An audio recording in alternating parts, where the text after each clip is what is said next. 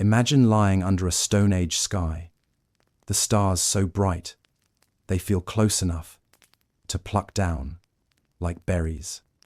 The fire crackles, the hyenas laugh in the distance, and in the cave beside you, well, things are about to get really weird.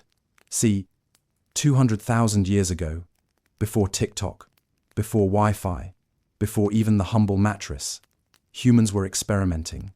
And no, not with sourdough starters or cryptocurrency. They were experimenting with each other. And when you've only got rocks, bones, and a suspiciously hairy neighbor named Grog, romance takes on unusual shapes. Tonight, I'll tell you about the most bizarre, awkward, and sometimes downright hilarious sexual practices of our ancient ancestors. Practices that make you grateful you live in a world where deodorant exists, and where foreplay doesn't involve clubbing someone over the head, allegedly. Don't worry, you can relax. This isn't a biology lecture. This is a gentle, meandering bedtime story that drifts between anthropology, absurdity, and the kind of cozy humor that makes the distant past feel like a half-remembered dream. By the time we're done, you'll not only know how cavemen courted each other, but you might also fall asleep before they even finish their first mammoth fur cuddle. So, pull up your blanket, get comfortable, and prepare yourself, because prehistoric love lives were stranger, funnier, and dare I say it, more creative than you'd think. And if you drift off halfway through, well, you'll just have to wonder forever whether our ancestors invented the first romantic playlist by banging rocks together. Let's step back, way back, into the Stone Age. Close your eyes for a moment and imagine yourself stepping into the world of 200,000 years ago. The air is colder, sharper, and it carries scents you'd never find in your modern city. Smoke from a small fire drifts lazily upward, mingling with the musk of damp earth, crushed grass, and the lingering aroma of whatever unfortunate creature was cooked last night. Forget the skyline of steel and glass. Forget traffic lights and sirens. Instead, you are surrounded by endless wilderness. Towering forests stretch in one direction, vast open plains in another, and somewhere in the distance, water glints faintly under the fading light. It is a world both stunningly beautiful and absolutely unforgiving. This is the stage on which early humans played out their daily lives. Every sunrise brought the same urgent question: will we survive today? That meant food, shelter, warmth, and protection. Survival wasn't just an idea to scroll past in a motivational post. It was a literal, gnawing hunger in the belly, the sting of icy wind against bare skin, and the knowledge that a saber-toothed cat would happily make you into its midnight snack. Shelter was as varied as the people themselves. In some regions, caves provided the perfect, natural fortress. Dark, cool in summer, relatively warm in winter, and most importantly, a wall of stone between you and the predators outside. But of course, caves came with their own downsides, like being damp, smoky from fires, and sometimes already occupied by bears who didn't take kindly to new tenants. Imagine the awkwardness of moving into your new home only to realize the previous owner, a cave bear, still had a lease. In places where caves weren't an option, people built huts from wood, grass, and hides. These weren't HGTV-worthy dream homes. No granite countertops, no indoor plumbing, and no two-car garage. But a well-constructed hut could mean the difference between shivering yourself into an early grave and waking up the next morning to hunt again. Inside these shelters, things were cozy. Families lived, ate, slept, and survived together in tight quarters. Privacy was not really a concept. If someone was snoring loudly, everyone was snoring loudly. If a child cried in the night, everyone heard it.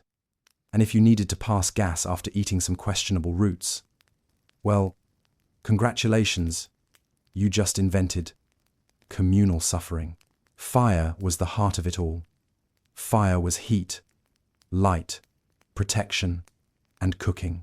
Without fire, life was short, cold, and miserable. With fire, meat became safer to eat, pathogens died, and those tough fibrous plants became chewable.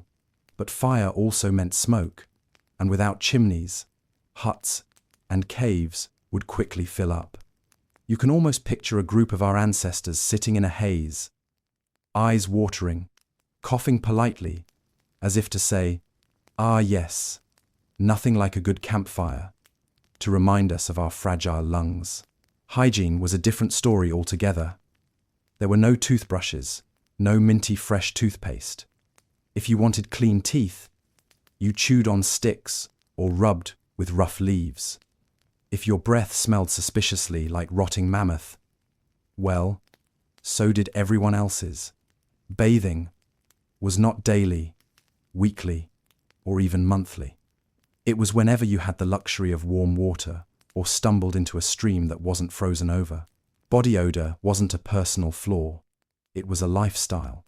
People probably smelled of smoke, sweat, animal hides, and the faint tang of survival stress. In other words, ode a caveman. Yet hygiene wasn't completely absent. Early humans had a practical awareness of cleanliness. They scraped parasites from their skin, used ashes and sand as primitive soaps, and sometimes smeared clay or mud to keep pests away. Were they spotless? No. But considering the environment, they did remarkably well. And honestly, who's judging them? You try running from a pack of hyenas and then politely asking for a hot shower. Everyday life revolved around food. Hunting wasn't a leisurely weekend hobby. It was grueling, dangerous, and utterly necessary. Imagine stalking a woolly rhinoceros with nothing but a sharpened stick. That wasn't just dinner, it was a gamble with death. But meat was worth it. It provided calories, fat, and warmth, and it was often shared among the group. Gathering plants, fruits, and nuts filled in the gaps. And when food was scarce, creativity kicked in. Seeds, roots, insects, if it had even the faintest nutritional value, it was fair game. If you've ever complained about eating leftovers for the third night in a row, just remember, your ancestors probably survived weeks on roasted grasshoppers and whatever was growing near the riverbank. Despite all this hardship, there was rhythm to life. Morning brought the hunt or the foraging trek. Afternoons were for processing food, repairing tools, or maintaining shelter. Evenings were for gathering by the fire, telling stories, and reinforcing the bonds that held these small groups together. The Stone Age wasn't just constant terror. There was also laughter, companionship, and, of course, the occasional awkward attempt at romance. So yes, survival was difficult, shelter was basic, and hygiene was questionable at best. But this was the world that shaped us. This raw, elemental existence, carved into our DNA, the instincts that still twitch inside us today. The instinct to gather around a warm flame, to huddle close when we're scared, to share food as a sign of trust. Life 200,000 years ago was brutal and beautiful, harsh and strangely comforting, a place where every breath was a victory, and every sunrise meant another chance to keep the story going. Now that you've settled into the smoky, muddy, wonderfully aromatic Stone Age environment, it's time to talk about what made people attractive back then. Spoiler alert, it wasn't washboard abs, sharp jawlines, or the ability to post thirst traps on Instagram. Attraction, 200,000 years ago, was about survival. And if you could survive, you were hot. Picture a man swaggering into camp, carrying 6 heavy slabs of meat slung over his shoulders. He's sweating. His hair is a tangled nest. His clothes are basically stitched together goat skins, and his teeth look like they've seen better centuries. But none of that matters. Because in a world where calories were as precious as gold, this man is basically the prehistoric version of a billionaire. 6 packs of meat trump 6-pack abs every time. He's not just showing off muscles, he's showing off the ability to keep you, your kids, and your elders alive through winter. Now that's hot. Attraction wasn't purely about who looked the best in the flickering glow of the campfire. It was about who could provide, protect, and cooperate. For women, fertility and health were prized. A woman who looked strong enough to bear children and survive childbirth was invaluable. Clear skin, shiny hair, and good posture weren't fashion magazine features. They were signals of health in a world where infection lurked behind every cut and scrape. A robust woman wasn't judged for not fitting into skinny jeans. She was admired for the hips and strength that might keep a family line going. For men, physical strength was part of it, but reliability mattered more. A reckless hunter who got himself gored by a mammoth wasn't nearly as appealing as the steady, dependable provider who might not look like a rock star, but kept showing up with food. Stability was sexy, and humor, probably still irresistible. If someone could make you laugh after a day of dodging predators and digging for roots, you'd want them around. Smell played a huge role too. Now, modern humans obsess over deodorants, perfumes, and body sprays with names like Arctic Rush or Moonlight Desire. But back then, scent told you everything you needed to know. A strong, smoky, earthy smell meant this person had been near fire, had cooked food, had probably survived another day. Pheromones, those invisible chemical signals, were working overtime, guiding people toward partners whose immune systems might complement their own. It wasn't about, you smell like vanilla. It was more like, your natural odor tells me our combined offspring might not die of dysentery. Romance, accessories mattered too.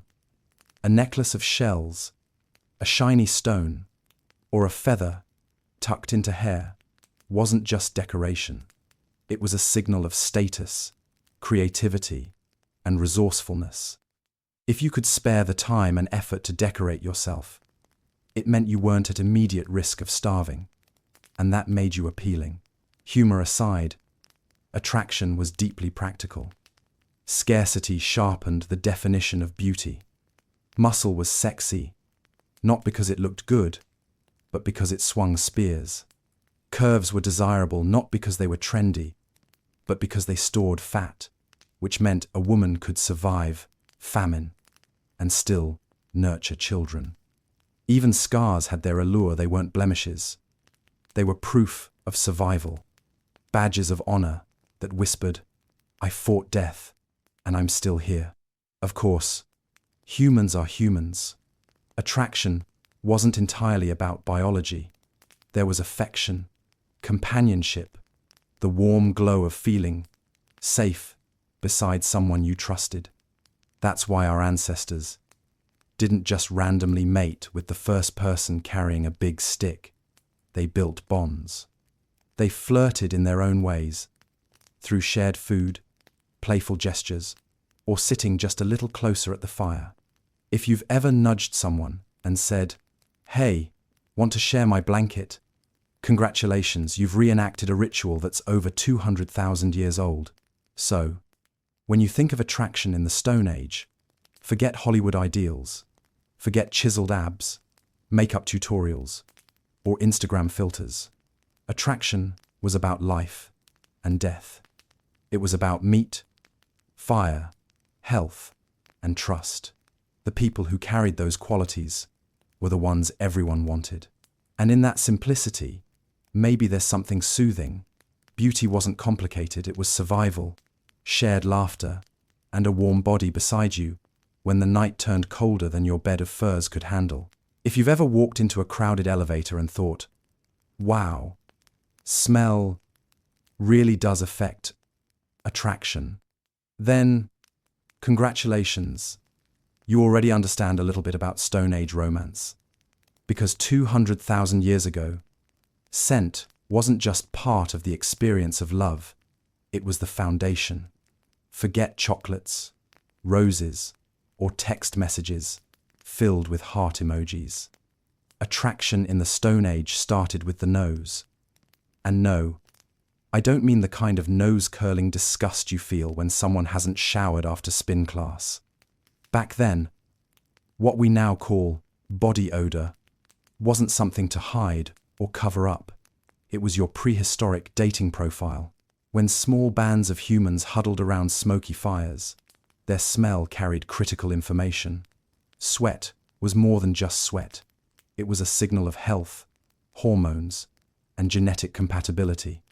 Invisible chemical cues known as pheromones wafted out with every bead of perspiration, telling potential partners things like, "Hey, my immune system genes might match up with yours to make our future kids stronger." Romantic, right? Picture sitting by a fire, someone slides closer, and instead of saying, "You have a great smile," they're basically sniffing you like a dog at the park, subconsciously evaluating your immune system. Science calls it mate selection. I call it prehistoric Tinder, with your armpit as the profile picture. Of course, it wasn't just sweat. Firelight and smoke created their own scent signature.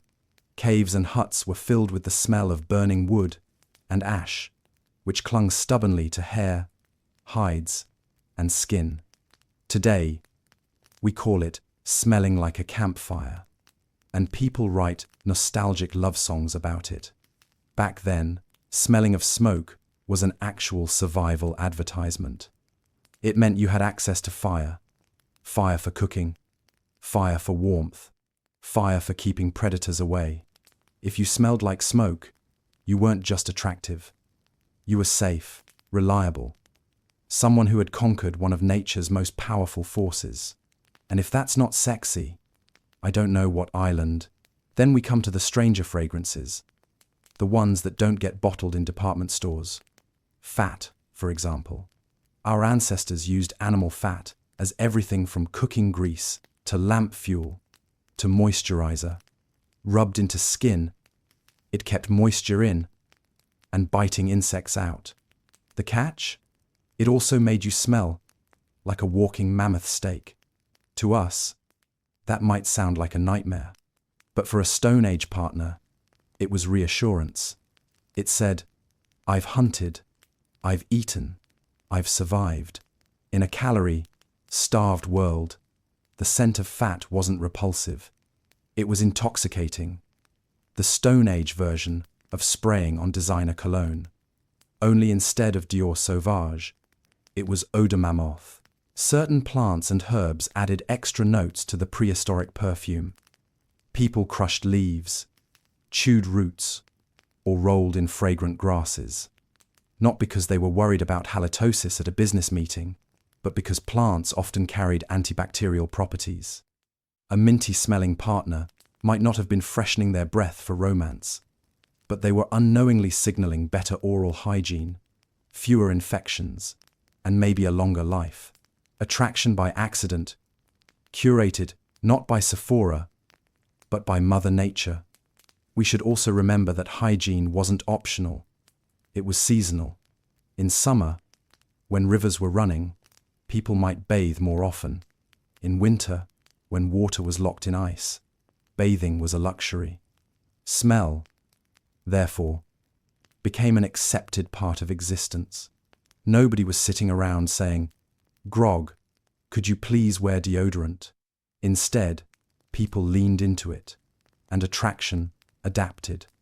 To us, sweat and smoke might smell harsh, but to them, it was the perfume of survival. Smell also served as memory.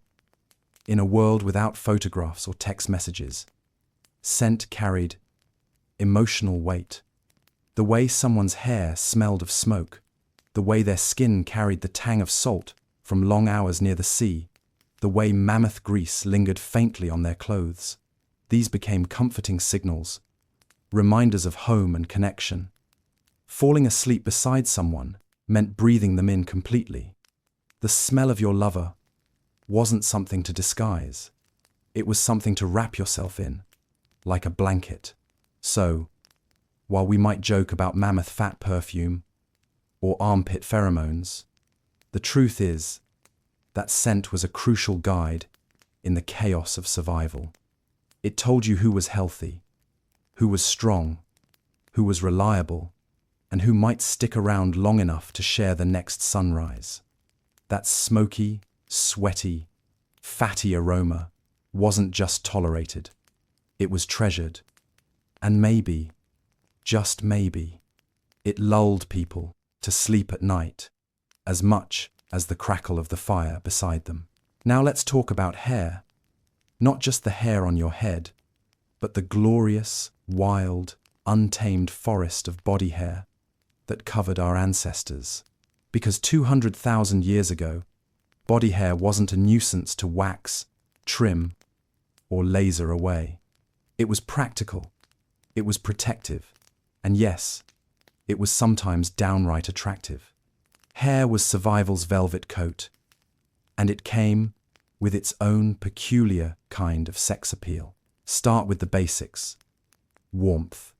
In a world where the thermostat was controlled entirely by ice ages and wind chill, body hair acted like a personal sweater. A dense patch of chest hair or a thick beard didn't just make someone look rugged, it trapped heat, reduced the sting of cold air, and made winter nights slightly less unbearable. Imagine snuggling against a partner who felt like a wool blanket that also told jokes. That's Stone Age romance at its finest. But hair did more than insulate. It protected skin from sunburn, it trapped sweat to help cool the body, and it formed little barriers against bugs. Lice? Yes, unfortunately. Mosquitoes? Absolutely.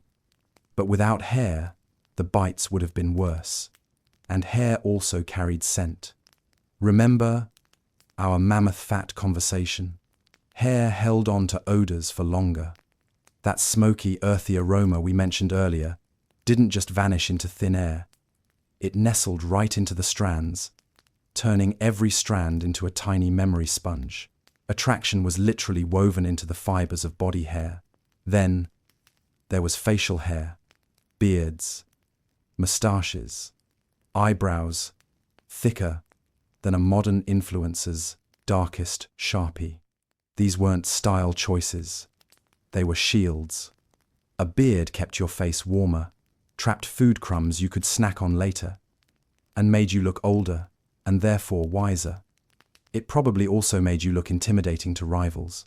A Stone Age man with a beard wasn't just showing off testosterone. He was showing off his ability to survive cold seasons, intimidate strangers, and maybe scare a wolf or two. To potential partners, that was attractive. It meant he could protect and provide, even if half his meals were still stuck in his whiskers. For women, hair carried its own messages. Long hair, when it was maintained, signaled health. You needed good nutrition and iron reserves to grow hair that shone in firelight. Body hair, too, served as protection and warmth, but it also indicated hormones, fertility, and overall strength. In a world where health was the ultimate currency, a lush head of hair was practically a glowing neon sign saying, "Yes, my body is strong, and yes, I can pass that on to children." Now, attraction wasn't just about length or thickness. Texture and grooming mattered, too. People may not have had scissors, but they had sharp stones and shells. Evidence suggests they trimmed or shaved hair, occasionally sometimes for hygiene, sometimes for ritual.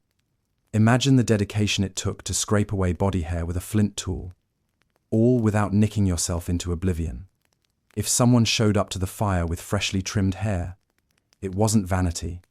It was a display of effort and resilience. Basically, the Stone Age equivalent of showing up in a pressed suit or a perfectly styled blowout.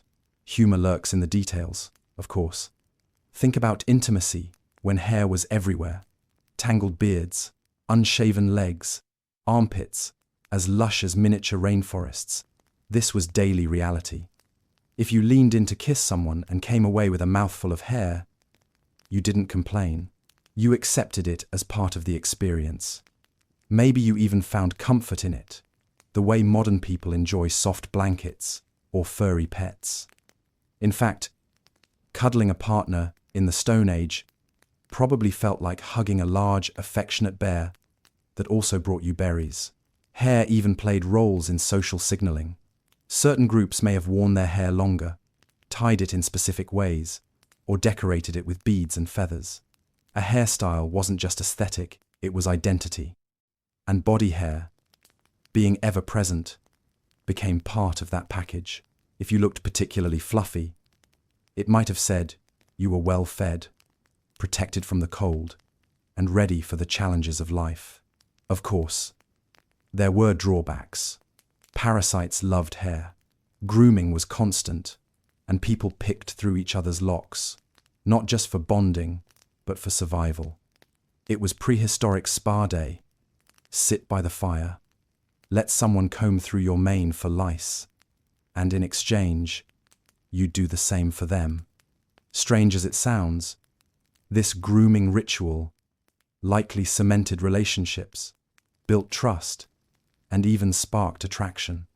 There's something oddly intimate about letting someone else tidy your hair with their hands, especially when those hands are probably covered in mammoth grease.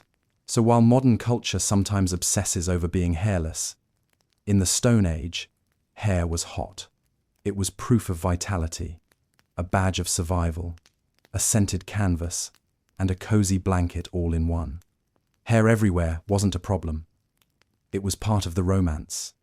Falling asleep beside a partner meant burying your face in their beard or their wild tangle of hair, inhaling the smoke and sweat woven into every strand, and drifting off, knowing that this fuzzy, funny, warm-blooded mammal was keeping you alive in more ways than one.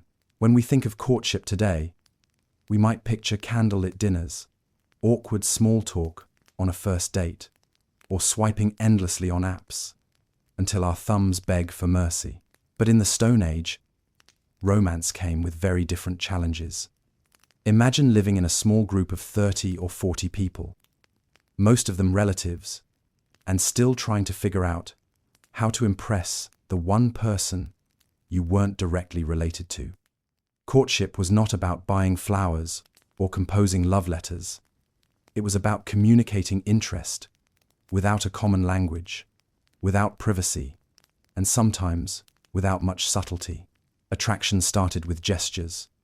Before spoken, words could say, "I like you." Bodies had to do the talking. Anthropologists believe that early humans used movement, strange dances, swaying rhythms, exaggerated postures to signal attention. You might call it dancing, though perhaps energetic flailing would be more accurate. Picture a man hopping from foot to foot, arms waving like windmills, trying to show off his stamina. Not quite Swan Lake, but in a world where cardio could mean the difference between life and death, stamina was a genuine selling point. If you could hop around the fire without collapsing, you could probably survive the next mammoth chase. Grunts and vocal sounds came next. These weren't the polite, "So, what do you do for work?" conversations of modern life. They were low, guttural signals, pitched in ways meant to sound impressive. Think of it like prehistoric beatboxing.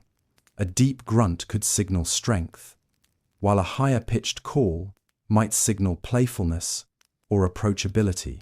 It was crude, but effective.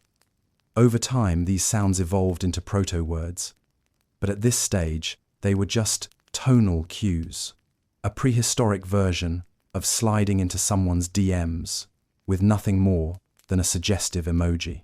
Then there was gift-giving, though it looked a little different from today. A shiny rock, a colorful feather, or a chunk of meat might be presented as an offering. Imagine someone tossing you a roasted leg of antelope with a meaningful grunt. That was Stone Age flirting at its finest.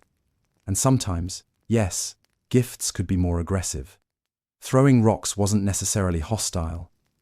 It could be playful, a clumsy way of getting attention. Nothing says, "Be mine," like lobbing a pebble in someone's general direction and hoping they interpret it as affection instead of attempted murder. Body modification may have played a role too.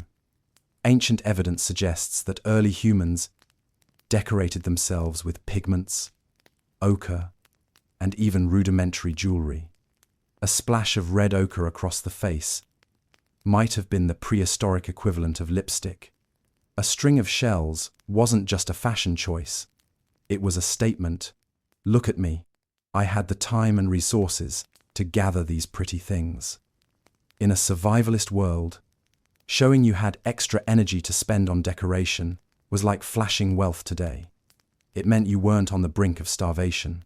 But courtship rituals weren't only about individual flair. They also unfolded in group settings. Evenings around the fire often turned into communal performances. Someone might dance, while others drummed on logs or clapped hands. The whole group could join in, creating a space where individuals could show off their best moves, their strongest voices, or their most daring stunts. It was theater, it was spectacle, and it was a mating display all rolled into one. If you've ever seen someone do karaoke badly, but with enough enthusiasm to win hearts, you already understand Stone Age courtship. Of course, awkwardness was inevitable. Imagine two suitors both dancing around the same person, circling each other with chest-beating bravado. Sometimes, the competition escalated to wrestling or sparring. The point wasn't necessarily to hurt each other, but to demonstrate who had the most strength, endurance, or determination. It was survival of the fittest, with a romantic twist. Watching two people grunt and tumble in the dirt may not sound romantic to us, but for our ancestors, it was high drama, better than Netflix. Humor probably had its place too. Even without words, playfulness could break tension. A deliberately silly dance, a goofy expression, or exaggerated clumsy gestures could spark laughter. And laughter, then as now, built connection. In a life dominated by danger and hardship, the ability to make someone laugh might have been as appealing as any physical display. What we see in these rituals is a balance of practicality and performance. They weren't rehearsed scripts, but instinctive attempts to communicate interest and suitability. Every stomp, every grunt, every offered piece of food carried meaning.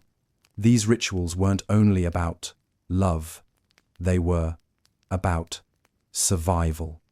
Choosing the right partner meant children more likely to live, groups more likely to thrive, and the continuation of fragile family lines in an unforgiving world. So yes, strange dances, awkward grunts, and rock tossing may sound laughable, but beneath the humor was a system that worked. Our ancestors found ways to connect, to communicate desire, to impress one another, even without flowers, violins, or dating apps.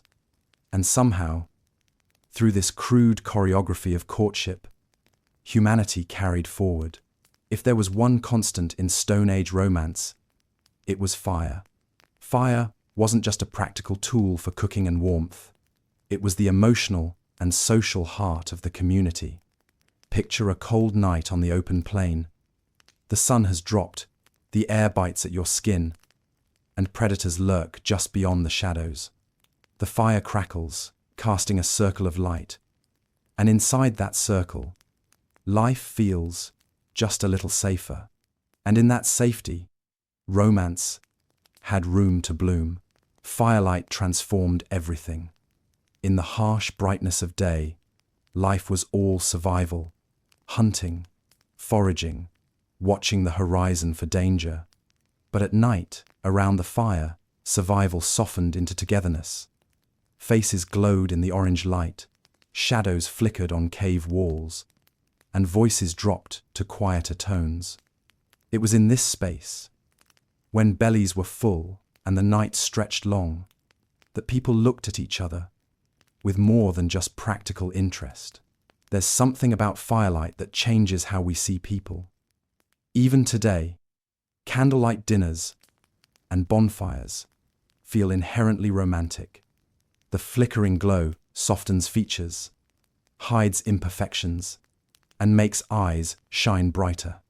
Our ancestors must have felt the same effect. The fire became a stage for subtle glances, shared smiles, and tentative touches. In the dim, forgiving glow, people could be bold without feeling exposed. Fire also invited storytelling. Once the day's labor was done, groups gathered to share tales real, imagined, or half-remembered. And in those stories, people revealed themselves. A clever tale could show wit, a dramatic reenactment could show bravery, and a playful exaggeration could show humor. Listeners laughed, sighed, and leaned closer. Storytelling was seduction, disguised as entertainment, and the fire was both spotlight and microphone. Music, too, was born at the fire, drumming on logs, clapping rhythms, or humming low tunes filled the night. Music created atmosphere, pulled the group together, and set the stage for courtship. Couples might slip away into the shadows at the edges of the fire, guided by rhythm and emboldened by the communal energy. For many, the first spark of intimacy, quite literally, came beside the sparks of fire. There was also a practical side. The fire's warmth made lingering easier. Without it, nights were too cold to waste on romance. But in its glow, people could relax, lean against each other, and let small gestures grow into connections. A shared animal hide, a gentle hand placed on another, a whispered sound carried in the crackle of flames. These were the building blocks of prehistoric intimacy, and fire meant safety. Predators rarely crossed into the ring of light. That allowed humans to lower their guard. Imagine the relief of knowing, just for a few hours, that you wouldn't be ambushed by a hyena or a lion. That peace made space for romance. Fear is not exactly an aphrodisiac. Security, island. The fire created that illusion of safety, and within it, attraction had room to blossom. It's no wonder firelight is still associated with intimacy today. The genetic memory of those ancient nights lingers. When we light candles at dinner, when we sit around a campfire with friends, we are echoing something much older. We are calling back to the nights when fire was the heart of love, laughter, and connection. So if the Stone Age had a natural setting for romance, it wasn't under the stars or in the tall grass. It was around the fire, with smoke in the air, sparks rising into the night sky, and faces leaning close in the glow. That's where courtship found its warmth, where bonds were sealed, and where the first human love stories flickered into life. Gift-giving has always been part of romance. Today, it might be roses, jewelry, or perhaps an awkwardly wrapped box of chocolates you bought in a panic on the way home. But if you rewind the clock 200,000 years, the gift economy of courtship looked very different. There were no florists, no candy shops, and no online deliveries arriving at your cave door. If you wanted to impress someone, you gave what you had: shiny rocks, animal bones, or yes, even a half-eaten rabbit. And, believe it or not, these offerings were more than tokens. They were serious, meaningful expressions of affection and survival capability. Imagine a young hunter returning from a successful day. He doesn't just eat his prize on the spot. Instead, he saves the best portion, maybe a haunch of meat, or if times are lean, perhaps just the less than appetizing leftovers, still warm and dripping. He approaches the fire, eyes meeting the person he hopes to impress, and places the offering at their feet. To us, that might look grotesque, but in the Stone Age, this was romance. It was generosity, sacrifice, and practicality, all bundled into one gesture. Sharing food wasn't just polite, it was survival. A gift of meat said, "I can provide. I can keep you alive. I am someone worth keeping close when the winter winds howl." But food was only one category of gift. Stones were another. Shiny rocks, unusual colors, or uniquely shaped pebbles often found their way into the courtship repertoire. There's something timeless about the appeal of shiny things. Even in a world without mirrors or jewelry boxes, people were drawn to the sparkle of quartz or the smooth gleam of polished flint. Presenting such a stone wasn't just about its beauty. It showed effort. Someone had to spot it, pick it up, and decide that you were worthy of this little geological treasure. It was the earliest version of a diamond ring, smaller, less sparkly, but imbued with the same symbolic weight. Animal bones also held value. A particularly striking skull or a set of teeth could be worn as ornaments, hung from cords of sinew, or displayed as trophies. To a modern eye, receiving a necklace made from hyena teeth might feel more like a curse than a blessing. But in the Stone Age, it was a status symbol. It said, "I faced danger, I won, and now I want you to carry the proof of my bravery." The macabre nature of these gifts didn't diminish their power. They were declarations of skill, of courage, of daring qualities that made someone an appealing mate. Then there were gifts tied to humor and play. A feather, perhaps, plucked from a bird, brightly colored and light as air. It wasn't useful, it wasn't edible, but it was whimsical, and sometimes whimsy itself was a gift. In a world full of predators and famine, a feather was a reminder that beauty and laughter still existed. To give someone a feather was to say, "I see you, I want to make you smile, even if just for a moment." Of course, some gifts were awkward. Imagine presenting a rabbit, only to realize you'd already eaten half of it. Still, better half a rabbit than none at all. And if the recipient wrinkled their nose, perhaps they also smiled. After all, the gesture mattered more than the rabbit's condition. It was the thought, the willingness to share that counted. These early gifts shaped human behavior in profound ways. They taught us to associate generosity with affection, to interpret offerings as symbols of deeper feelings. And they laid the groundwork for the rituals we still practice today. The roses and chocolates of modern courtship are echoes of shiny rocks and rabbit haunches. Different in form, but identical in function.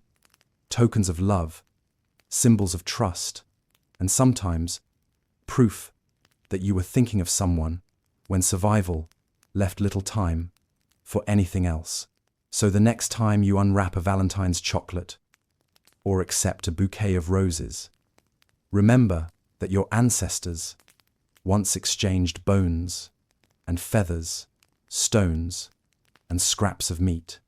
Primitive though they were, those gifts carried the same message we still whisper today. I care, I choose you. And in a world where tomorrow was never guaranteed, that message was more precious than any jewel. Now let's step back and look at the bigger picture. A Stone Age band wasn't a bustling metropolis with endless options. It wasn't even a village. Most groups consisted of 20 to 40 people at most, often fewer. That number included children, elders, siblings, cousins, and perhaps a handful of outsiders. In such small circles, romance and relationships were complicated. You couldn't simply avoid someone if things didn't work out. You'd still see them every day, huddled by the same fire, chewing on the same mammoth meat, and sharing the same smoky air. Limited partners meant limited choices. If you found yourself drawn to someone, chances were good that half the group felt the same way. Attraction in small communities was a tangled web of glances, gestures, and sometimes awkward triangles. Jealousy existed, but it couldn't burn unchecked. If it did, it threatened the stability of the entire group. And stability was everything. A feud between two people could put everyone at risk. A jealous hunter who refused to share food because his rival had won a partner wasn't just sulking, he was jeopardizing survival. This is why anthropologists believe that early human groups managed jealousy differently than we do today. Instead of rigid monogamy or open polygamy, there was flexibility. Relationships could be fluid, changing with circumstances, resources, and group needs. One season, you might share a partner, the next season form a pair bond, and the season after that, adjust again. It wasn't necessarily about romance in the modern sense. It was about balancing personal desire with collective survival. Love was important, yes, but the group's cohesion came first. Small numbers also meant everyone knew everything. Privacy was minimal. If two people slipped into the shadows together, it wasn't exactly a secret. Whispers spread fast, glances traveled farther than smoke, and by morning, the entire group knew who had been sharing furs. That lack of privacy meant relationships were public affairs by default. Intimacy was everyone's business, whether you wanted it to be or not. The upside was that bonds were strong. When you live, hunt, and survive together in such tight circles, you depend on each other completely. This created deep trust, shared responsibility, and intense loyalty. But it also meant heartbreak hurt more. Losing a partner in such a small group wasn't just personal pain. It was a community-wide shift. Roles had to be redistributed, children supported, and tensions managed. Jealousy in this environment took on strange shapes. Imagine 3 people attracted to the same individual. In modern times, that might turn into drama, gossip, or long social media posts.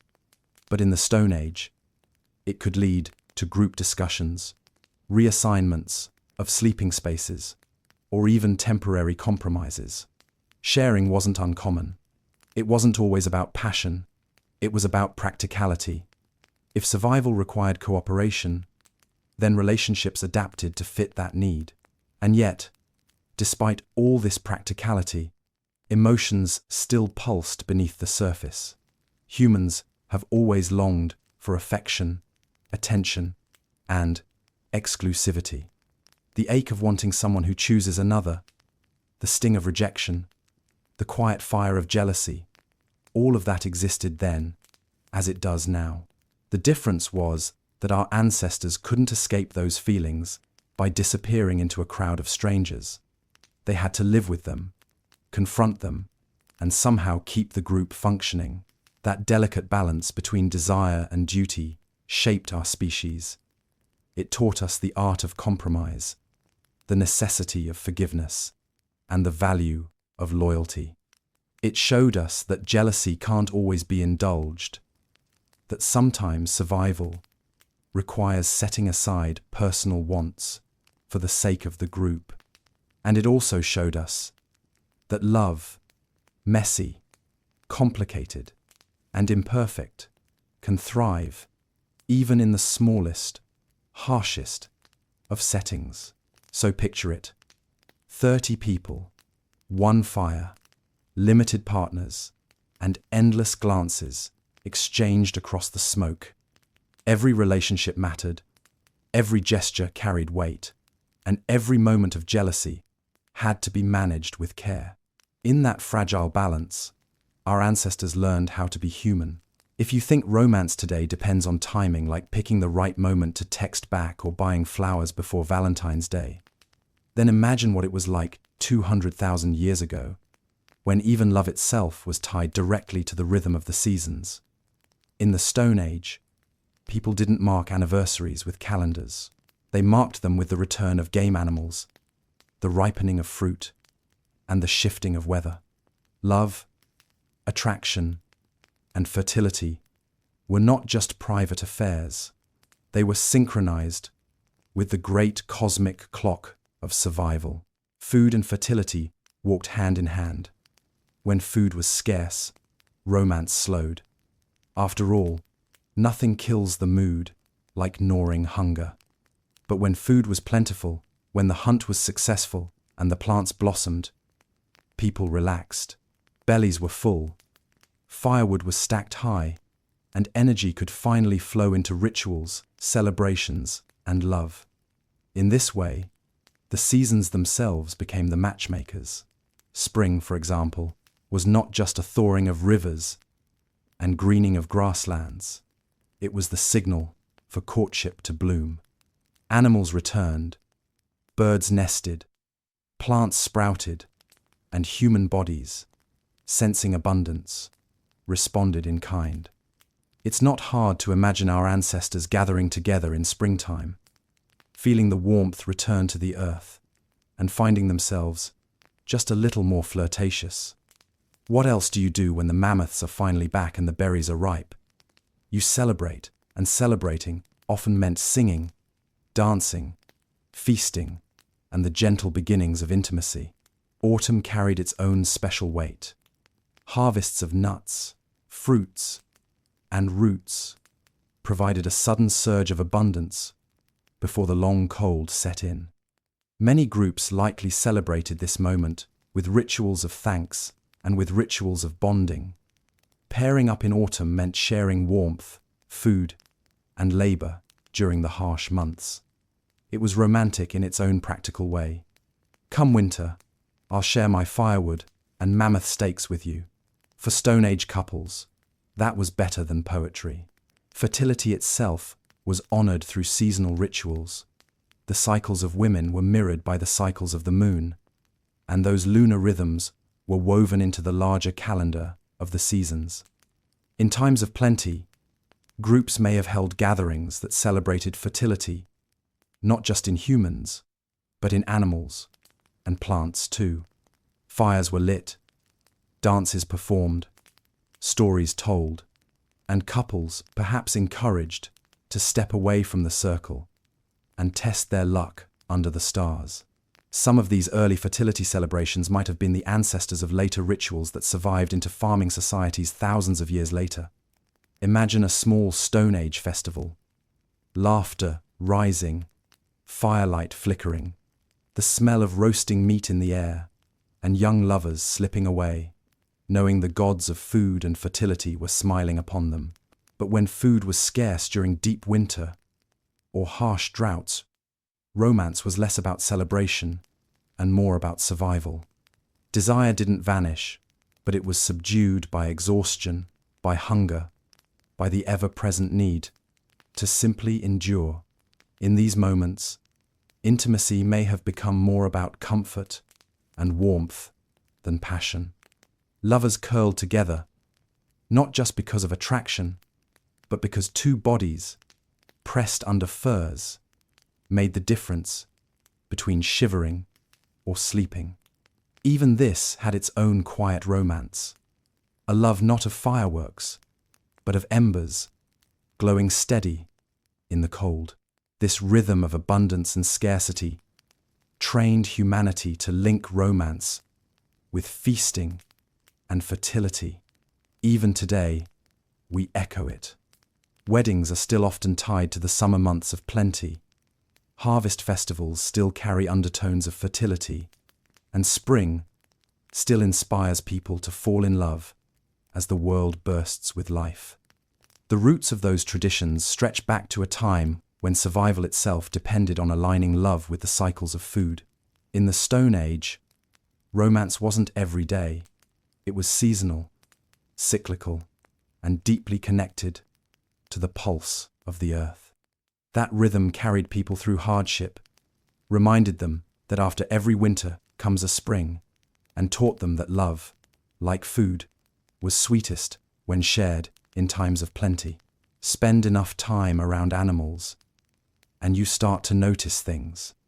200,000 years ago, humans lived cheek by jowl with creatures of every kind: mammoths, lions, hyenas, wolves, birds, and insects. Unlike today, you couldn't escape them behind walls and windows. You observed them constantly, while hunting, while resting, while gathering food. And inevitably, those observations shaped how people thought about life, about survival, and yes, about intimacy. Animals were both teachers and metaphors. Early humans saw courtship rituals in birds' males, puffing up feathers, dancing, or offering gifts of food to potential mates. It doesn't take a stretch of imagination to realize some humans probably borrowed these techniques.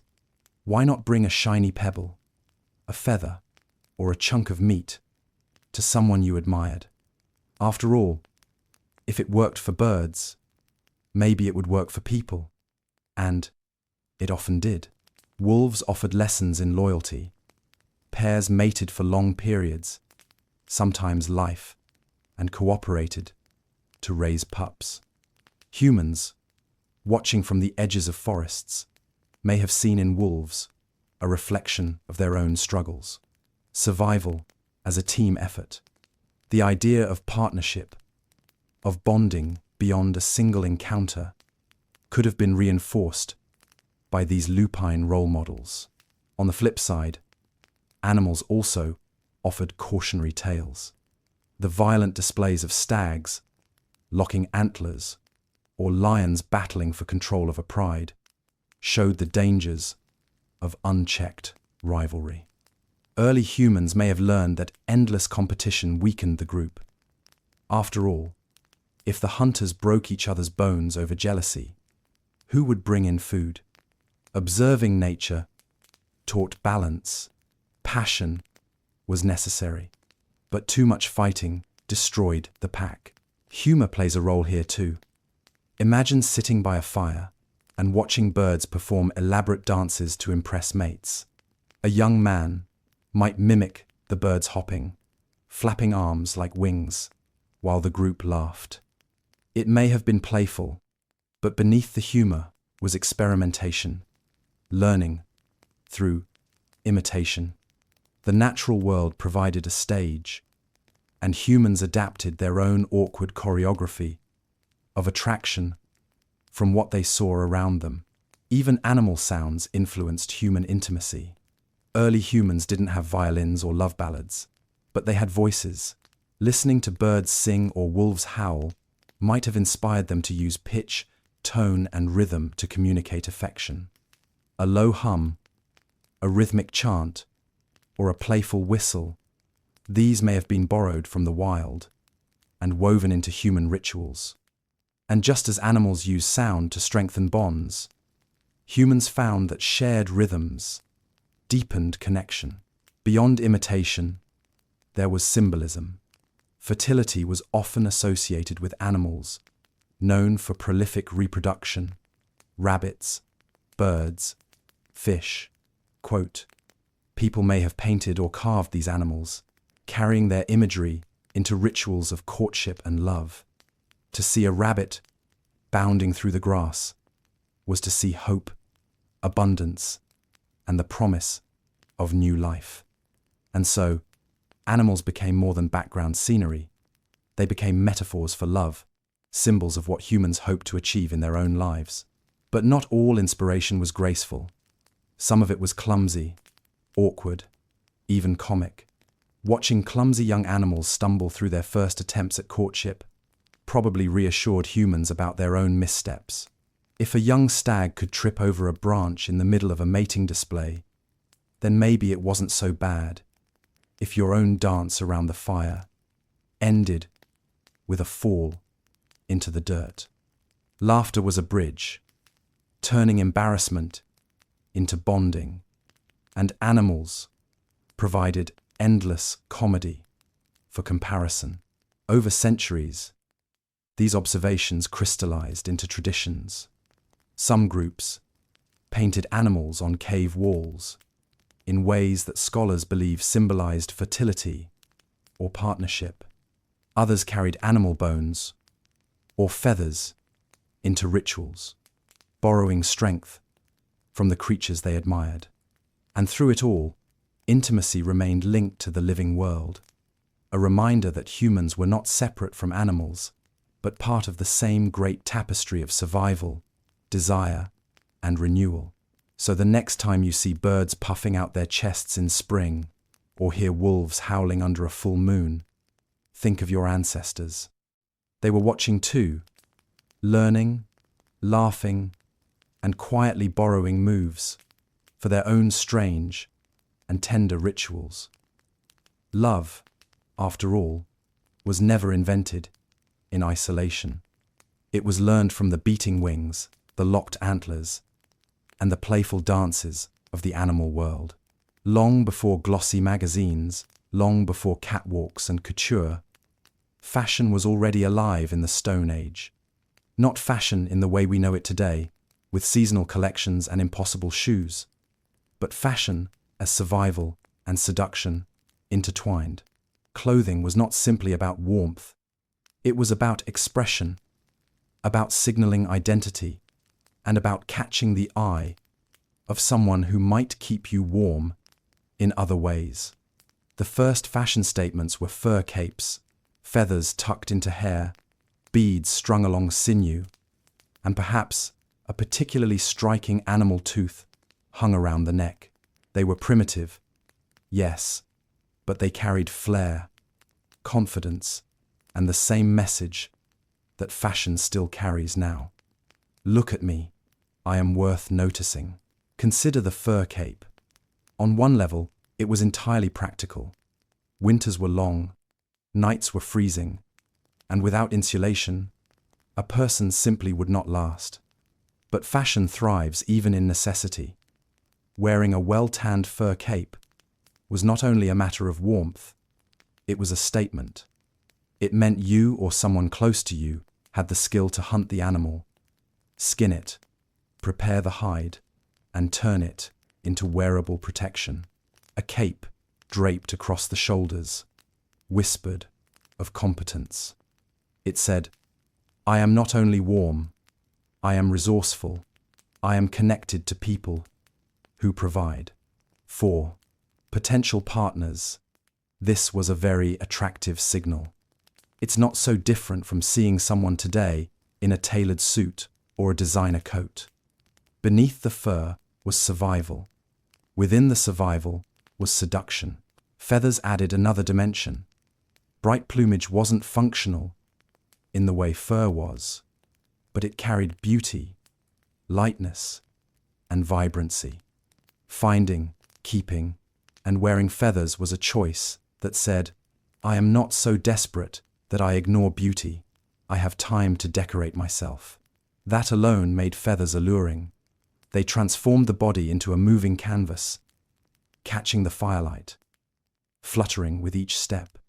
A man returning from the hunt with a red feather woven into his hair signaled that he not only brought food, but also a sense of flair. A woman stepping into a gathering with feathers arranged around her shoulders showed that she carried within her not only endurance, but also creativity. Bone and shell ornaments joined the mix. Drilled teeth strung on sinew, or small shells worn as pendants, became the earliest jewelry. These were not mass-produced trinkets, but unique, handcrafted displays of ingenuity. Jewelry told stories of hunts, of travels, of daring encounters. Wearing a necklace of wolf teeth was like announcing, "Yes, I was close enough to a wolf to take this from its body." That kind of story glimmered with attraction. It was bravery worn around the neck. It's little wonder such objects became courtship tools. If someone handed you a necklace of carefully polished beads, you were not just receiving decoration, you were receiving a fragment of their time, their labor, and their courage. Color itself was fashion. Ochre, charcoal, crushed minerals. These substances painted onto skin or clothing transformed the body into something more than survival. Red ochre in particular has been found in archaeological sites across the world, smeared on bones, painted on walls, and dusted across hides. To wear ochre was to glow in firelight, to look alive, vibrant, perhaps even fertile. Some researchers believe that red was linked to blood, life, and passion, making it a natural choice for adornment. Imagine a face streaked with red pigment, hair crowned with feathers, shoulders draped in fur, and you will see the Stone Age's answer to the red carpet. Fashion also created differentiation within the group. In a small band where everyone wore animal skins, adding feathers, paint, or shells was a way to stand out. It signaled individuality, and individuality had power. It meant you could attract attention, build reputation, and perhaps spark desire. Even the act of dressing differently said something about your confidence. To wear a flamboyant cape when others wore simple wraps was to declare, "I am bold, I am noticeable, and I want you to notice me." Splant, splant, to die, to da. Of course, fashion was not just about seduction. It was also about communication. Patterns of paint or jewelry may have told others about kinship, achievements, or readiness for partnership. A feather tucked in a certain way might have meant, "I am available," while another arrangement meant, "already spoken for." In this way, clothing became an early language, a set of visual cues passed across the firelight without a word spoken. The seductive flair of Stone Age fashion lies in its duality. On one hand, every item was born from necessity, warmth, protection, utility. On the other, each item became imbued with meaning, turned into a signal of personality and desirability. Even in the harshest conditions, people sought beauty, self-expression, and charm. And really, isn't that what fashion still is? We cover ourselves because we must, but we choose how to cover ourselves because we want to be seen. So when you imagine a fur cape draped over shoulders, or feathers arranged in hair, don't see only survival gear. See the first fashion show, the first runway, lit not by spotlights, but by the soft flicker of fire.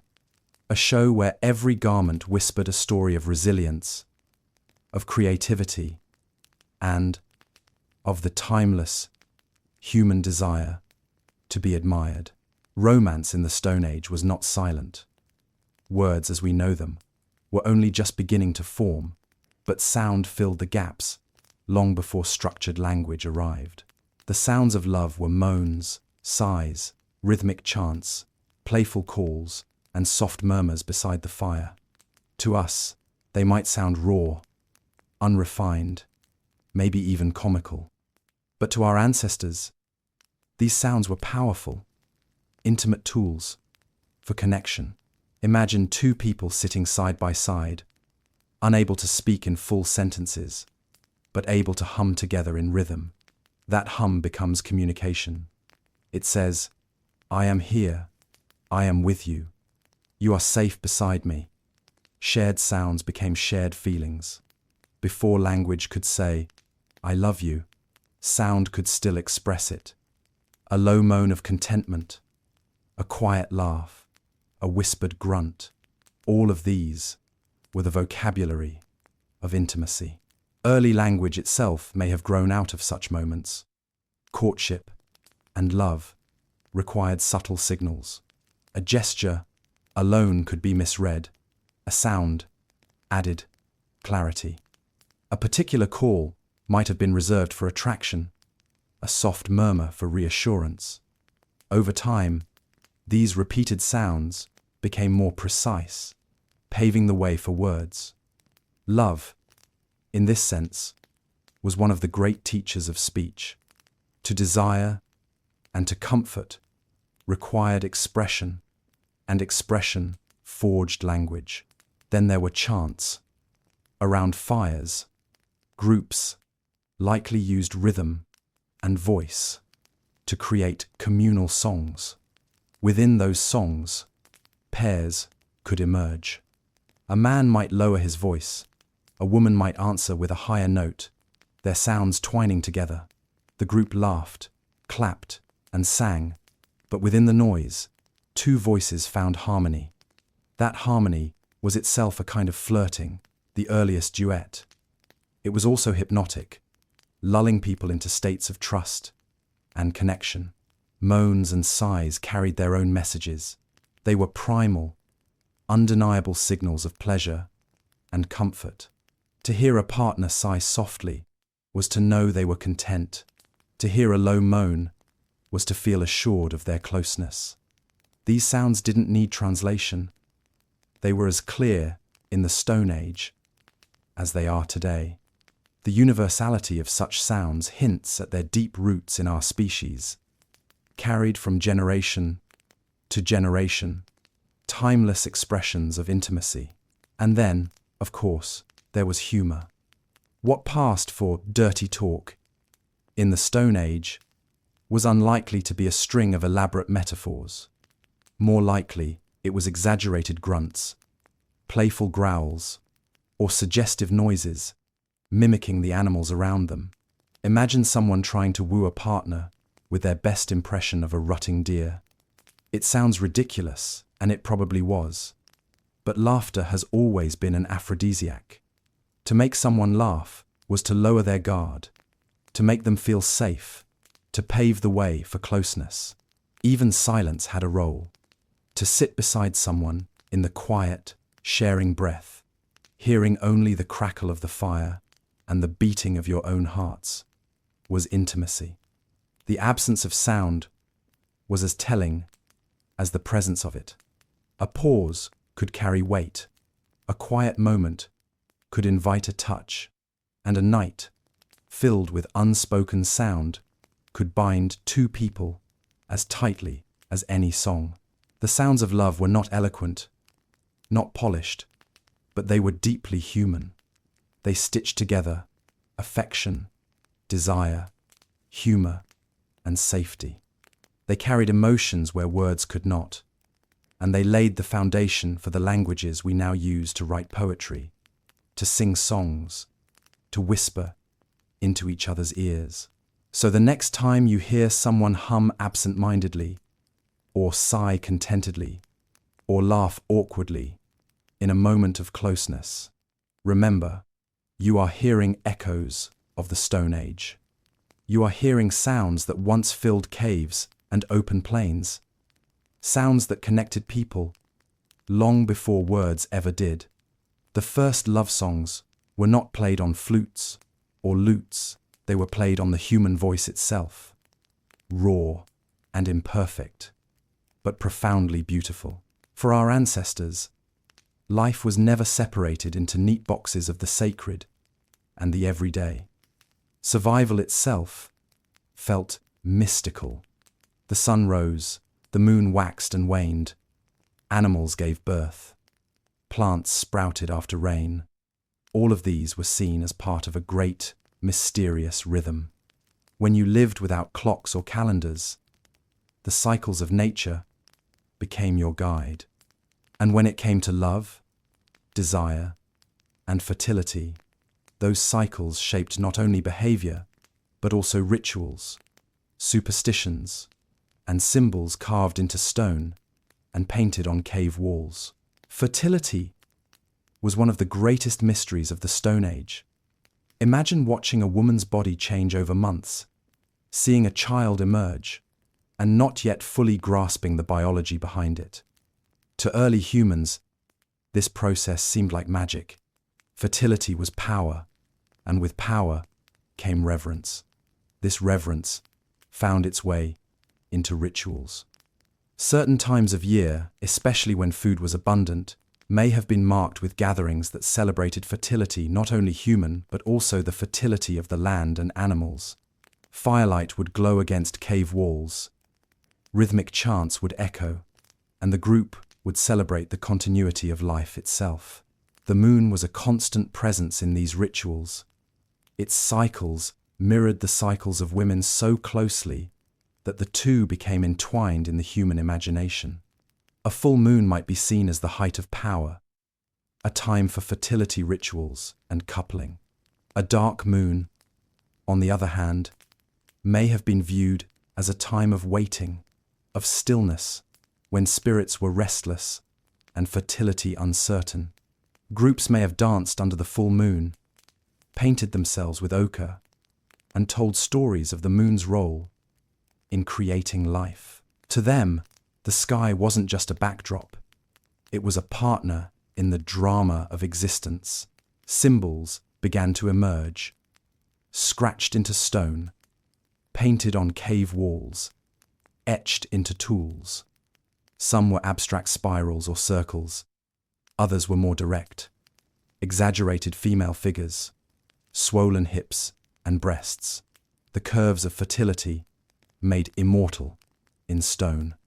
These Venus figurines, as archaeologists later called them, may have been carried as charms, set in sacred places, or passed to others as blessings. Each figure whispered of abundance, of continuity, of life, in a world where death was always near. Superstition, too, colored intimacy. A certain cave might be considered blessed, its walls painted with animals, believed to bring fertility. Couples might visit it before pairing, leaving offerings of food or feathers. Some herbs may have been seen as love potions, while certain taboos were carefully avoided. Perhaps intimacy during storms was discouraged, for fear that thunder would anger the spirits. Or maybe the opposite was true. The storm was seen as raw power, and to love beneath it was to borrow strength from the gods. Rituals often involved music and rhythm, the pounding of drums, the stamping of feet, the repetition of chants. All of these created a trance-like state that bound groups together. Within that rhythm, individuals connected, finding partners in the shared momentum. For some, the ritual itself was the seduction, with energy flowing from the sacred into the personal. Humor found its way into superstition. 2. Picture a group of people convinced that wearing a rabbit's foot would ensure fertility, even though the rabbit clearly had no further use for it. Or imagine someone convinced that dancing badly under the wrong phase of the moon could curse them with childlessness. Our ancestors were serious in their beliefs, but we can smile at their quirks, knowing that we too have our superstitions, whether it's lucky socks or avoiding walking under ladders. What mattered most was that these rituals gave meaning to life's most mysterious processes. They created a sense of control in an unpredictable world. To carve a symbol, to dance under the moon, to smear ochre across the body, was to participate in a grand cosmic cycle, to feel part of something larger than hunger and cold. And in that sense, sacredness became as much a survival tool as any spear or fire. The cave walls still whisper of these rituals. Spirals, circles, painted animals all hint at a people who looked at the chaos of life and found patterns, who looked at intimacy and saw not only desire, but the sacred spark of continuity. To them, fertility was not simply biology. It was magic, mystery, and hope painted across the heavens and etched into stone. When we imagine Stone Age technology, we usually picture stone axes, spears, and fire-starting kits. But humans are endlessly inventive, and where there is curiosity, experimentation follows. It's not so far-fetched to imagine that some of those early experiments slipped quietly into the realm of intimacy. After all, humans have always used their ingenuity to solve problems, and sometimes the problem was boredom or desire, or simply wondering what might happen if you tried something new. The bedroom, though, really, it was often just a corner of a cave, was as much a workshop as any hunting ground.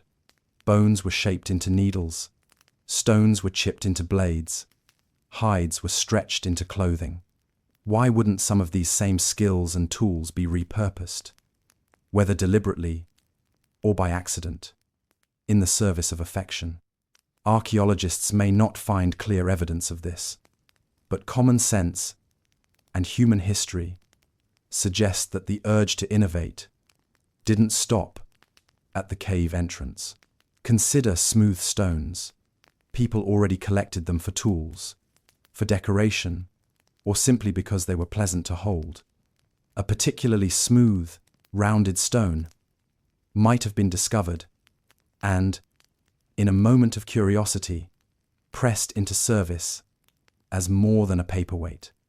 Wood, too, could be carved, polished, and softened with animal fat. What began as an idle experiment might quickly turn into an object of secret value. In a world where privacy was scarce, these experiments may have been discreet, but the ingenuity behind them was no less remarkable. Animal hides provided more than clothing. They could be cut, tied, or wrapped in ways that enhanced intimacy. A strip of leather softened with fat became not only a strap for tools, but also a potential device for play. Creativity was part of survival, but it was also part of pleasure. People didn't separate the two as neatly as we do now. For them, an object could be both utilitarian and intimate, depending on the moment. Humor, of course, walks hand in hand with this topic. One can easily imagine the embarrassment of experimenting with an object, only to have it squeak, snap, or otherwise betray you in front of the group. Privacy was limited, so innovation had risks. But risks have never stopped humans. Curiosity is too strong, and the desire for novelty too persistent. Fire, too, might have played a role in experimentation, not in a dangerous way, but in the use of heat. Warmed stones or heated water in skins could be applied for comfort and relaxation. The soothing qualities of warmth, especially during long winters, likely made their way into intimate practices. What we might now call a heated blanket was, back then, a warmed hide or stone shared between bodies. Even sound could be seen as a kind of technology. The use of rhythm, of chants, of certain pitches, created atmosphere. These were tools, not made of stone or wood, but of the body itself. They shaped experiences, heightened emotions, and guided interactions. And they were every bit as experimental as a carved stone or a polished bone. We often think of Stone Age life as unimaginative, grim, and purely about survival. But humans have never been creatures of survival alone. We have always sought novelty, play, and exploration. It is in our nature to test, to create, to repurpose. A bone once used for scraping hides might find its way into a ritual. A feather once worn as fashion might be brushed across skin in a moment of tenderness. In this sense, experimental tech in prehistoric bedrooms wasn't about gadgets or devices as we think of them. It was about the willingness to innovate, to use what was at hand in new and surprising ways. It was about curiosity, not just with the outside world, but with each other. And it reminds us that intimacy has always been as much about invention as it is about instinct. So when you hear about Stone Age technology, don't stop at the spear points and fire pits. Remember too the quiet, playful experiments that unfolded in shadows and under firs, where humans discovered not only how to survive, but also how to enjoy the fleeting warmth of life. Romance has always carried with it a touch of awkwardness. But imagine trying to navigate intimacy in a Stone Age cave. The first problem was always the cold. Stone is not exactly known for its warmth or comfort. Caves echoed with drafts that seemed to slither down from every crack in the ceiling, and the floor was as forgiving as a slab of ice. Imagine trying to feel tender or seductive or even remotely cozy when your toes have gone numb and your teeth are chattering. Desire might be strong, but frostbite was stronger. So instead of the sultry whispers you see in movies, courtship in a cave often began with something far less glamorous: the constant shuffling of furs and hides, an orchestra of rustling as people layered up like onions before attempting anything remotely romantic. Privacy was another problem. Small bands meant small spaces, and most people lived shoulder to shoulder. If you thought thin apartment walls were an obstacle today, try sleeping in a cave with 30 relatives sprawled beside you. Your grandmother was on one side, your siblings on the other, and the snoring chorus of the group carried on in the background. If two people wanted even a sliver of privacy, they had to be creative. Some might wander out to the cave entrance, pretending to fetch firewood while slipping into the shadows. Others might time their attempts for the night, when the rest of the group finally surrendered to exhaustion. But no matter how careful, there was always the risk of being caught mid-moment, which made the whole business a blend of thrill, humor, and embarrassment. And then there were the hyenas. Nothing quite ruined a romantic evening like the cackling laughter of spotted hyenas echoing just outside the firelight. Hyenas were bold creatures, unafraid to prowl close to human shelters in search of scraps. A couple sneaking outside for a little privacy might find themselves under the gaze of a dozen glowing eyes, the soft rustle of bodies in the grass, and then the unmistakable chorus of hyena calls. It was difficult to whisper sweet nothings when the background soundtrack was basically a laugh track from the wilderness. Imagine leaning close to your beloved, only to hear the hyena equivalent of mocking giggles from the dark. One could only hope your partner saw the humor and not the terror. Even in quieter moments, awkwardness followed. Lighting inside caves was poor, dependent on the flicker of fire. Shadows distorted everything, turning graceful movements into jagged silhouettes. Someone might lean in for a tender touch, only for their hand to land on a rock, a stick, or worse, a half-chewed bone from dinner. These sorts of accidents probably happened often, and while embarrassing, they may also have added to the charm. Awkwardness became its own kind of intimacy. To laugh at a fumbled gesture, to carry on despite the cold or the interruptions, was to acknowledge that love and desire were as imperfect as everything else in survival. Even natural functions added their share of comedy. When everyone ate meat, roots, and the occasional questionable berry, digestion was not always polite. The shared air of a cave could become noticeable, and there is something both mortifying and human, about trying to be romantic while your stomach stages a protest. Yet perhaps this too bonded people, a reminder that no one was exempt from the awkwardness of being human. These stumbling blocks didn't stop romance. If anything, they gave it depth. Love was not about perfection, but about persistence.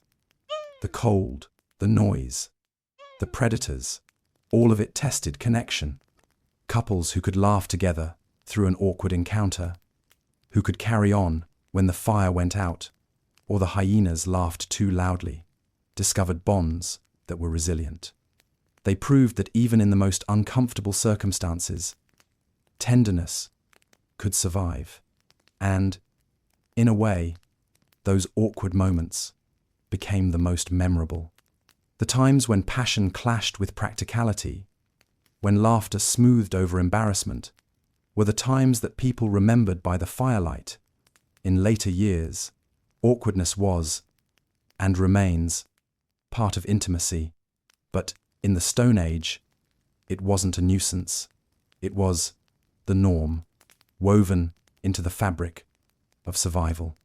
Cold caves, crowded families, and hyena interruptions were not obstacles to romance. They were the backdrop against which it managed to exist at all. And that, in its own imperfect way, made every successful connection all the more remarkable. If awkwardness was unavoidable in the Stone Age, humor was the balm that soothed it. Laughter wasn't just entertainment, it was survival.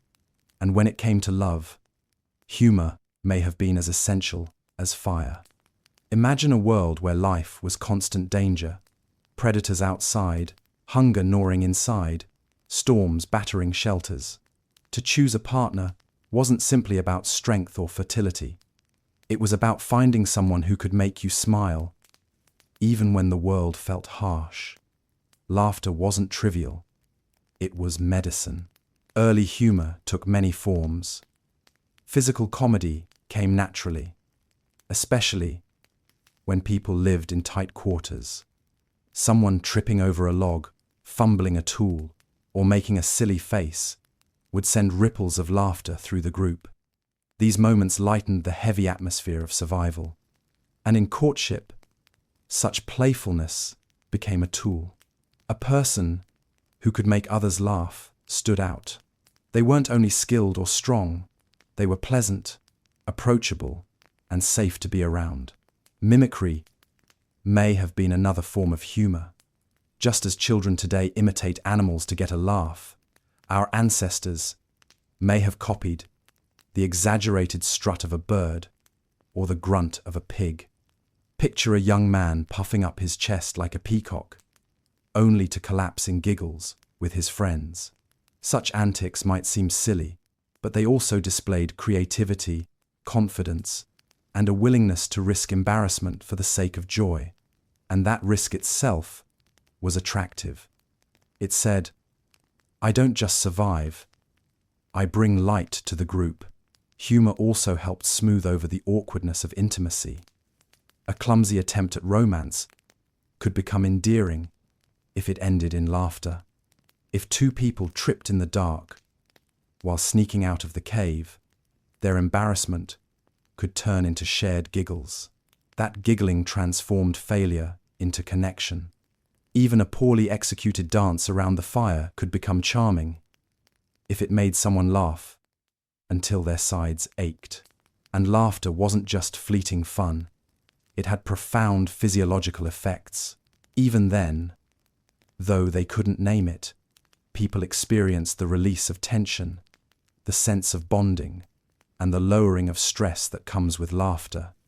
A group that laughed together was a group that trusted each other. And within that trust, pairs formed, finding comfort not only in physical closeness, but in shared amusement. Think of it this way. In a world without polished speeches, flowers, or jewelry stores, humor was one of the cheapest, most effective ways to win affection.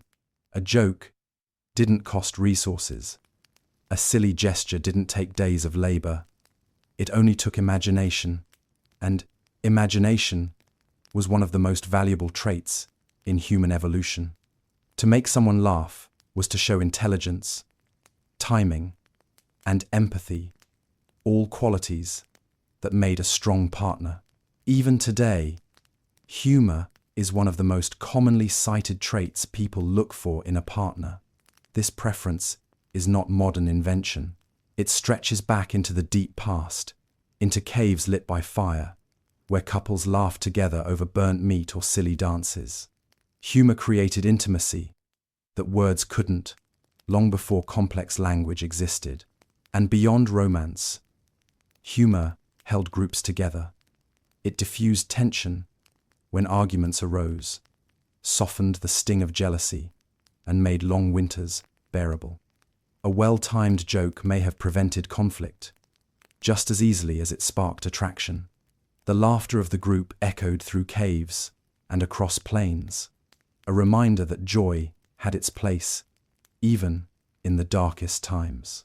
So when we imagine the Stone Age, let's not see only grim faces and silent struggles.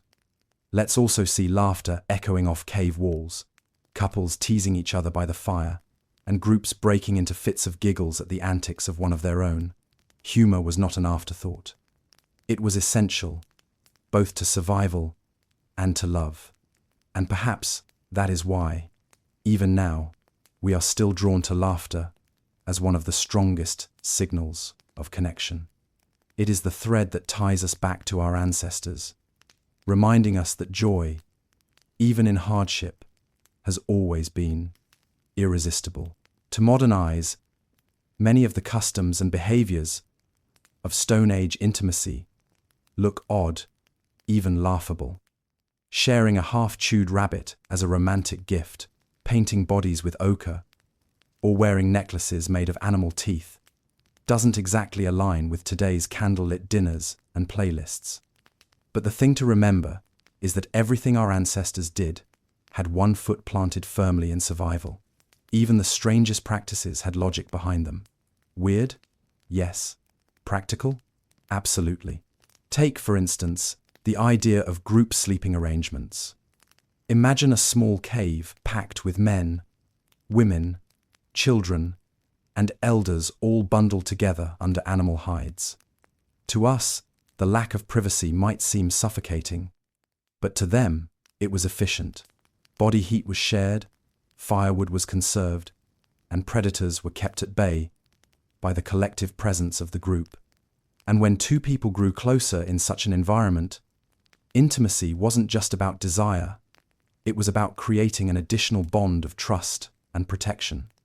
Choosing someone to curl up with wasn't frivolous. It was about ensuring warmth and safety in a world where frostbite and loneliness could both kill. Even rituals that seemed superstitious had practical benefits. Consider fertility dances or rhythmic chanting around the fire. Beyond their symbolic meaning, these gatherings provided opportunities for exercise, stress relief, and group cohesion. They were social glue, disguised as spiritual celebration. And when couples paired off in the middle of such events, they were doing more than indulging in romance. They were reinforcing alliances and strengthening the social net that kept the whole band alive. Body decoration offers another good example. Smearing red ochre onto skin may look like early makeup, and in many ways, it was. But ochre also had antibacterial properties. Painting yourself wasn't just about looking vibrant under firelight. It also reduced infections and protected wounds. So when someone daubed their face in red and strutted proudly in front of others, they weren't only showing off their artistic side, they were unconsciously announcing, "Look, I am healthy, protected, and clever enough to use nature's resources." Practical, even if it left the cave floor permanently stained. The sharing of food, often messy or awkward, was also rooted in practicality. Passing along a prized portion of meat wasn't simply generosity. It was a way to spread calories through the group, ensuring everyone stayed alive. The romance in it came from the sacrifice. Giving away what could keep you alive showed deep trust. A partner who consistently shared their best catches wasn't just charming, they were dependable, and dependability was sexy in an era when tomorrow was uncertain. Even the strange timing of intimacy made sense. Couples often sought privacy outside the cave, despite the risk of predators. To us, the idea of sneaking away into the night might sound foolhardy. But in a cave crowded with family, a quiet clearing or shaded nook allowed for real connection, away from constant watchful eyes. The risk of hyenas was balanced against the psychological need for closeness. It was dangerous, yes, but it carved out space for individuality in a life otherwise defined by group living. Perhaps the most peculiar yet practical practice was grooming. People spent long hours picking through each other's hair, scraping at lice, or combing out tangles with bone tools. On the surface, it was hygiene. Beneath that, it was intimacy. Grooming became a love language. To allow someone to fuss with your hair was to let them close, to trust them literally at your scalp. It was a practical act, removing parasites, but also an affectionate one. In that sense, it served both survival and bonding, weaving together the strange and the meaningful. The weirdest practices of the Stone Age may raise eyebrows now, but they were never pointless. They were adaptations, solutions to the challenges of harsh winters, predators, disease, and scarcity. What looks strange through modern eyes made sense in a world where every choice was filtered through the question, will this help us live another day? And perhaps that's the most romantic idea of all. For our ancestors, love was never separate from survival. It was entwined with it, each act, however odd, serving as proof that caring for each other was the surest way forward. Life in a small band of 20 to 40 people could be claustrophobic. Everyone knew everyone else's business. Arguments lingered, jealousies simmered, and eventually, if you looked around the fire and found no suitable partners left, your options were limited. That's where cross-tribe encounters came in. These meetings were not everyday events. They were rare, precious, and sometimes dangerous. But when they happened, they reshaped the social and romantic fabric of early humanity. Groups roamed across vast landscapes, following herds or seasonal plants. When paths crossed, tension filled the air. Would this meeting mean competition, conflict, or cooperation? Trade often paved the way for peace. One group might offer shells collected from a distant shore. Another might bring finely crafted stone blades. Through this exchange, trust was built. And where there was trust, there was room for something more personal. Romance with outsiders was electrifying. Here was someone new, someone whose jokes you hadn't heard 100 times, whose habits weren't already predictable. They spoke with a different accent, wore different ornaments, maybe even carried tools you had never seen before. Attraction wasn't just physical, it was curiosity. A new partner meant new knowledge, new connections, and perhaps even new genes that would strengthen the group. From a biological perspective, these unions were vital. They expanded genetic diversity, reducing the risks of inbreeding in small, isolated bands. From a personal perspective, they added excitement to lives that could otherwise feel repetitive.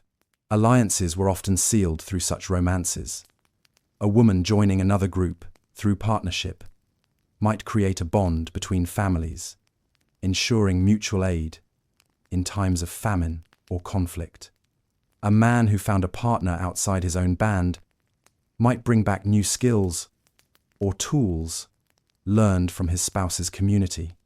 These relationships weren't just personal, they were political. Love became diplomacy, stitching fragile alliances across wide territories. The encounters themselves likely carried ritual. Groups would gather, exchange gifts, sing songs, or dance in displays of welcome and warning. Young people might be encouraged to mingle, the elders quietly watching to see which bonds formed. A glance across a fire, a shared laugh, or the passing of food could be the beginning of something larger than two individuals. It could be the start of peace between entire tribes. Of course, it wasn't always smooth. Sometimes meetings ended in conflict.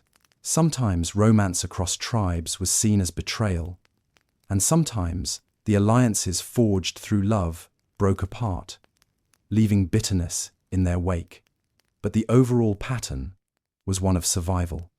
To thrive in a harsh world, humans needed more than their own small band. They needed others, and intimacy was one of the most powerful ways to build bridges. There's humor in imagining these first cross-cultural romances. Picture two people trying to flirt when they don't share a language. One offers a shiny shell, the other responds with an awkward grunt, and somehow both understand. Or imagine the comedic tension of a young man trying to impress an outsider by showing off his spear-throwing skills, only to miss the target entirely and trip over a log. Laughter, as always, softened the awkwardness and paved the way for connection. These encounters shaped the map of humanity. They spread ideas, tools, genes, and traditions across landscapes. They allowed isolated groups to connect into networks, laying the groundwork for communities larger than any single band. And at the heart of it all were individuals, stealing glances across fires, finding curiosity in the unfamiliar, and turning survival into something more than endurance. They turned it into partnership, diplomacy, and love. In that way, every modern relationship that bridges cultures, languages, or communities carries an echo of those first encounters. The thrill of the new, the importance of trust, the role of laughter and gift-giving, all of these were alive 200,000 years ago when two groups met on a plain, exchanged gifts, and watched as two young people disappeared into the night together, weaving not just a personal story, but the story of humanity itself.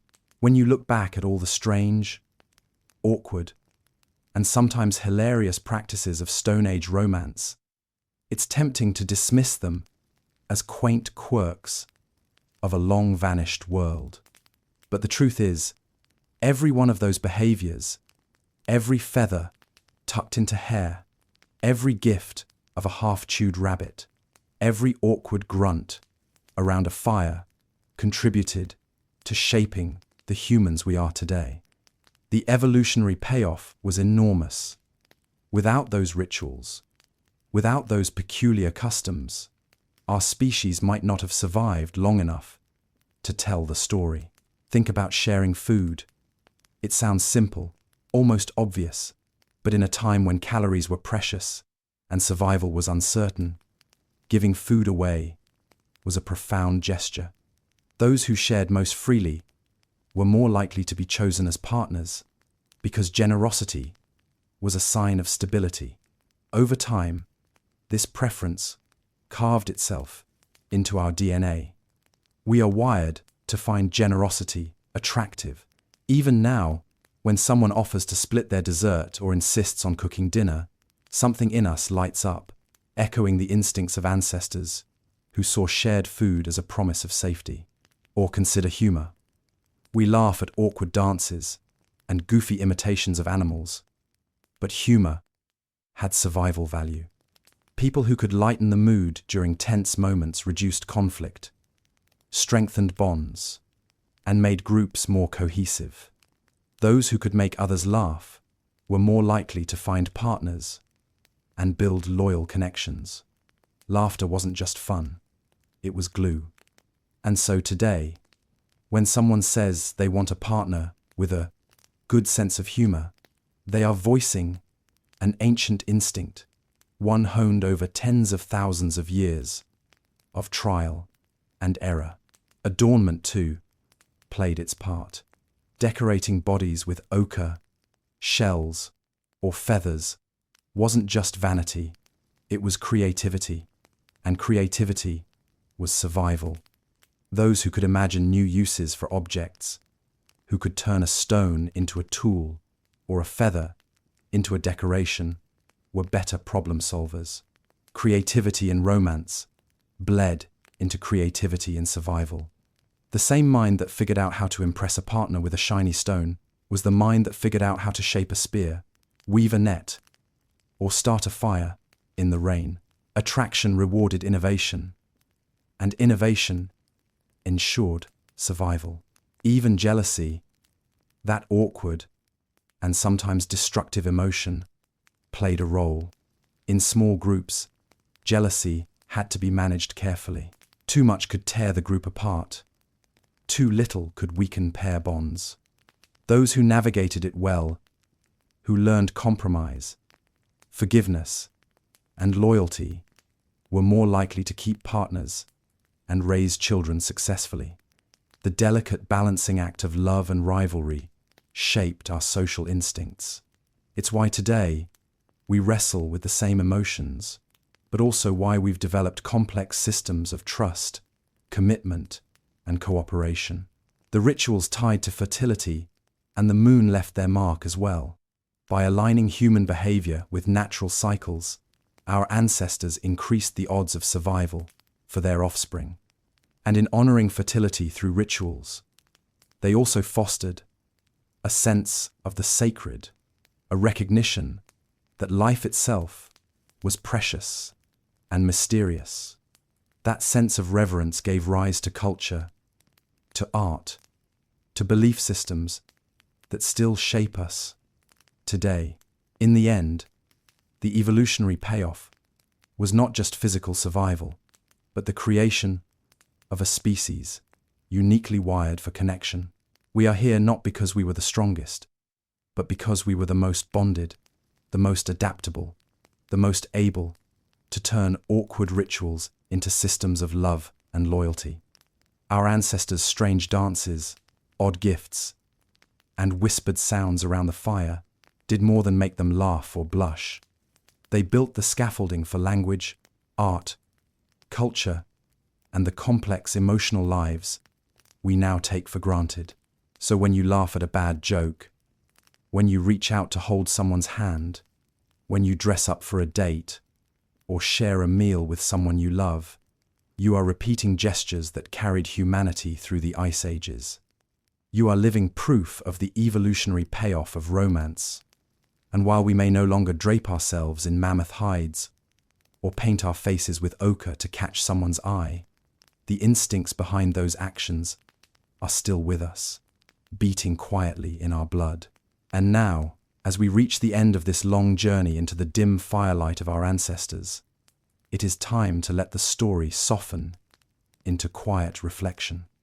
You have walked through cold caves, felt the drafty winds, listened to the awkward grunts and laughter, and imagined the flicker of torchlight against painted walls. You have seen how love in the Stone Age was messy, strange, and sometimes comical, but also tender, practical, and absolutely necessary. Every awkward courtship ritual, every nervous dance, every painted feather carried within it the weight of survival. Without them, we would not be here. But tonight, lying in your comfortable bed, perhaps with a pillow under your head, and warmth that doesn't depend on the unpredictable success of a hunt, you can be grateful that romance has evolved. You don't need mammoth grease to moisturize your skin. You don't have to win someone's affection by dragging a rabbit carcass across the floor. You don't have to whisper under the mocking laughter of hyenas, or hope that your grandmother is asleep a few feet away. Instead, you can smile at how far we've come. Love is still awkward, still full of missteps and laughter, but we have cushions now, and privacy, and the sweet luxury of soap. The ancient instincts remain our need for generosity, humor, and trust. But the tools are softer. The dances are less about survival and more about joy. The fires we gather around are smaller, symbolic, often just candles on a dinner table. And yet, the glow feels the same, warm and inviting, carrying the same ancient promise. Here is safety, here is connection, here is love. So, as your eyes grow heavy and your body sinks deeper into comfort, imagine those early couples curling close under their rough hides, whispering sounds that were not quite words, sharing warmth in a cold and uncertain world. Imagine their laughter rising into the night, their clumsy gifts exchanged, their painted bodies glowing red in firelight. They were awkward, but they endured. And because they endured, you are here, resting, safe, and surrounded by all the luxuries they could not imagine. Let that thought wrap around you like the softest fur cape, warmer than any mammoth hide, lighter than any feather crown. Let gratitude seep in with each breath, that you can drift to sleep without predators lurking outside, without the sting of cold stone beneath you, without the smell of burning fat filling your nose. You are free to simply rest. Close your eyes, breathe slowly, and let the echoes of Stone Age love fade into dreams. Drift gently, peacefully, into sleep, knowing that the story of humanity is one of survival through love, awkward though it sometimes was. And tonight, in the quiet of your room, you carry that story forward. And that brings us to the end of tonight's journey back through time. I hope your eyes are heavy, your mind is calm, and that you're ready to drift into a deep and peaceful sleep. Rest well, dream warmly, and let tomorrow wait for you. If by chance you're still awake, there are 2 more stories waiting on the screen right now. Click one and keep the adventure going. And if you enjoy these nightly wanderings, don't forget to subscribe, so you'll always have a cozy place to return when it's time to relax. Sleep well, friend.